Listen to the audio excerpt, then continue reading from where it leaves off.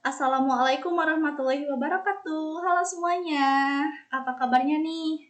Alhamdulillah, kita masih diberi kesempatan untuk melakukan pembelajaran pada hari ini. Nah, perkenalkan, nama saya Eli Rahmawati. Di sini saya akan menemani kalian pada pembelajaran pada hari ini. Sebelumnya, saya mau ngecek semangatnya dulu nih.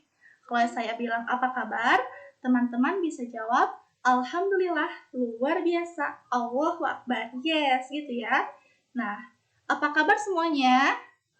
Alhamdulillah, luar biasa, Allahu Akbar, yes. Wah, semangat sekali ya. Semoga kita bisa terus bersemangat selama pembelajaran berlangsung. Tanpa berlama-lama, yuk kita mulai aja. Nah, pada hari ini kita akan membahas materi dari kelas 5, tema 5, subtema 1 pada pembelajaran 1 yaitu tentang organ gerak hewan. Tujuan pembelajaran pada hari ini yang pertama, siswa dapat mengetahui fungsi alat gerak pada hewan dan manusia serta cara menjaga alat gerak.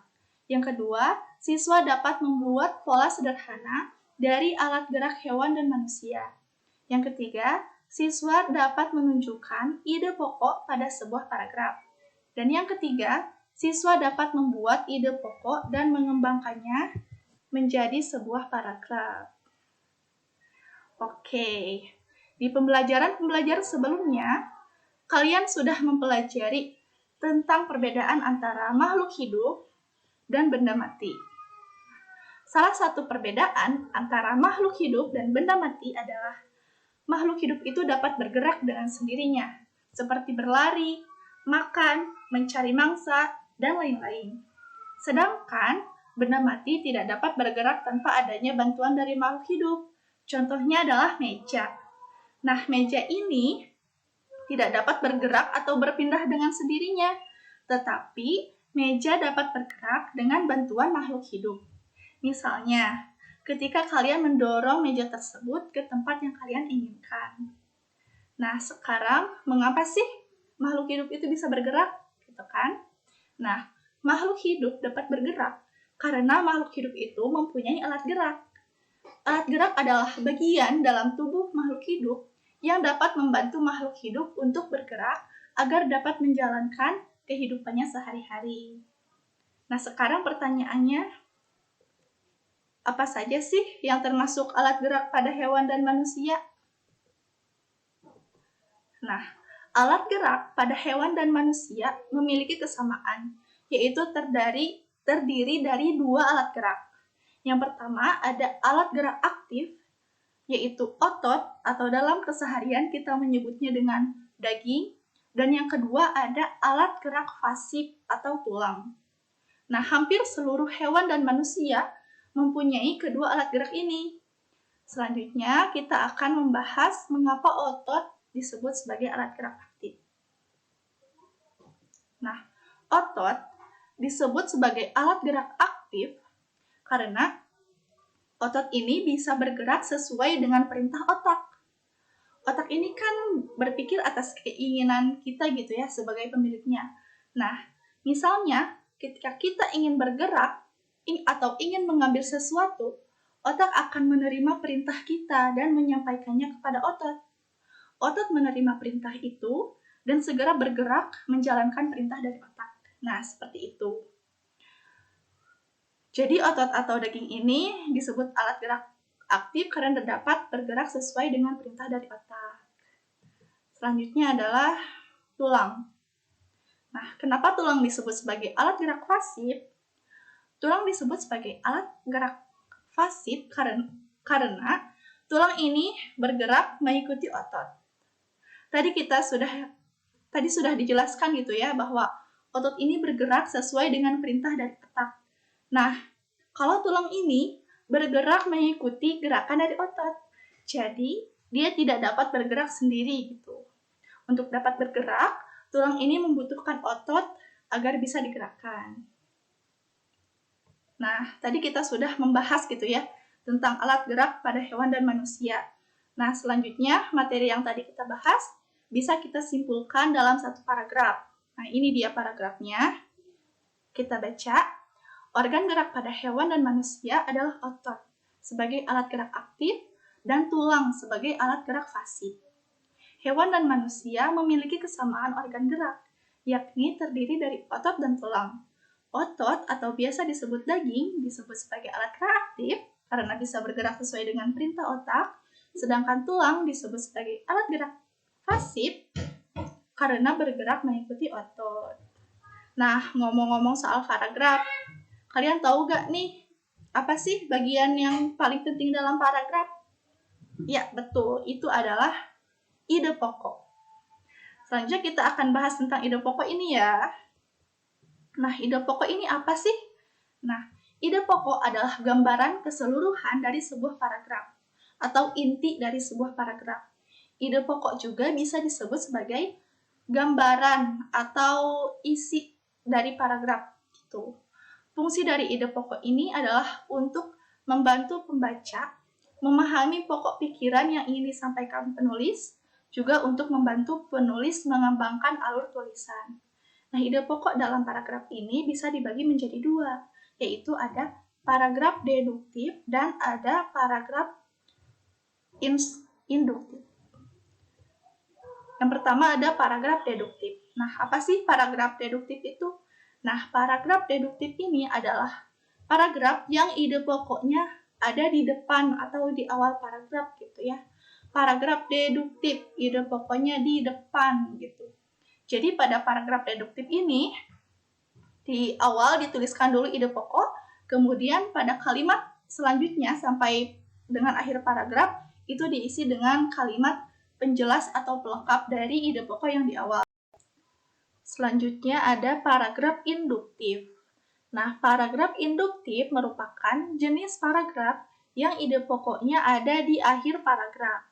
Nah, paragraf induktif itu ide pokoknya di akhir. Nah, jadi dalam paragraf induktif ini dituliskan terlebih dahulu kalimat penjelas atau pelengkapnya di awal, kemudian menuliskan ide pokoknya pada akhir paragraf.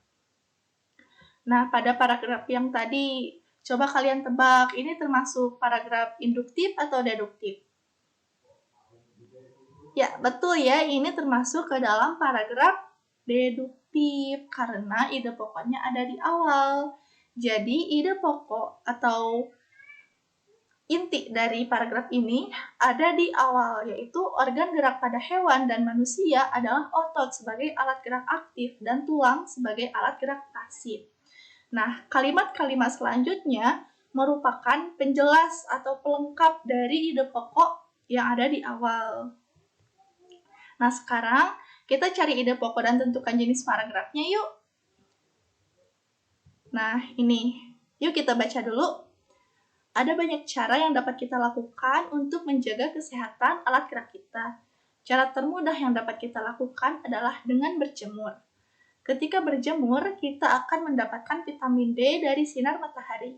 Vitamin D dapat membantu pembentukan tulang dan menguatkan tulang supaya lebih baik.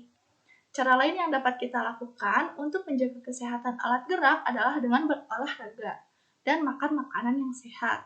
Berolahraga bisa menguatkan otot. Kekuatan otot akan meningkat dengan berolahraga. Selain menjaga organ gerak dari luar, mengonsumsi makanan yang bergizi juga termasuk menjaga organ gerak dalam tubuh. Makan makanan yang bergizi mengandung nutrisi yang baik untuk otot dan tulang supaya menjadi lebih kuat. Nah, kalau paragraf yang ini, di mana coba ide pokoknya? Betul ya, ide pokoknya ada di awal atau paragraf ini merupakan jenis paragraf deduktif gitu. Nah, ide pokoknya ini kan ada banyak cara yang dapat kita lakukan untuk menjaga kesehatan alat gerak kita. Nah, kalimat-kalimat selanjutnya merupakan penjelasan dari ide pokok ini. Jadi kalimat selanjutnya itu pastinya menjelaskan gitu. Apa sih cara yang dapat kita lakukan untuk menjaga alat gerak kita? Nah, dalam kalimat penjelas dijelaskan antara lain dengan berjemur, berolahraga, dan dengan makan makanan yang sehat. Nah, satu lagi nih, coba di mana ide pokoknya? Kita baca dulu ya. Nah, menjaga kesehatan tulang adalah salah satu manfaat dari mengonsumsi susu. Susu mengandung banyak kalsium yang dapat membantu memperkuat tulang. Selain menjaga kesehatan tulang, susu juga dapat meningkatkan kekuatan otot dan fungsi otak. Kandungan zat besi yang terdapat pada susu sangat diperlukan dalam pembentukan hemoglobin atau sel darah merah yang berfungsi membawa oksigen ke seluruh tubuh, khususnya otot dan otak. Ternyata, mengonsumsi susu dapat menjadi salah satu cara kita menjaga kesehatan alat gerak kita. Nah, coba pada paragraf ini, ide pokoknya ada di mana? Ya, betul, di akhir. Jadi, ide pokok dalam paragraf ini adalah mengonsumsi susu dapat menjadi salah satu cara kita untuk menjaga kesehatan alat gerak kita. Nah, pada kalimat di awal paragraf ini dijelasin dulu nih, kenapa sih mengonsumsi susu ini dapat menjadi salah satu cara kita untuk menjaga kesehatan alat gerak kita. Nah, ternyata di kalimat penjelas ini dijelaskan bahwa susu ini mengandung banyak zat besi, mengandung kalsium yang baik untuk alat gerak kita. Nah, sekarang yuk kita bikin paragraf sendiri.